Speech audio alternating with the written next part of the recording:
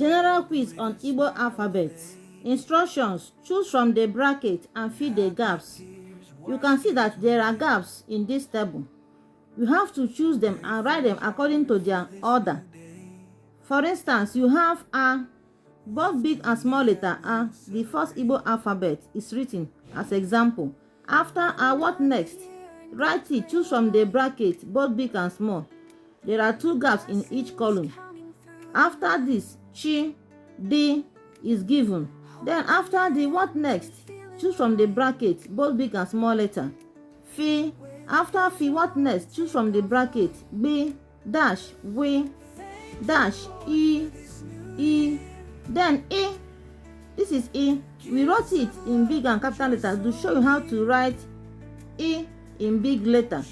You have to put dot on top for E in big letter.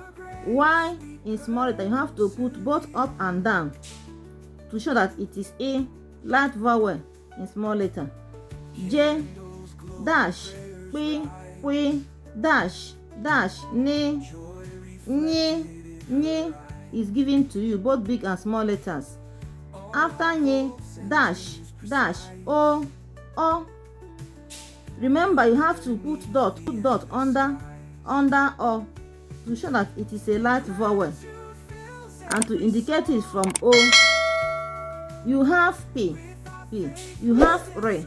After Re, what next? Write it. Choose from the bracket. She.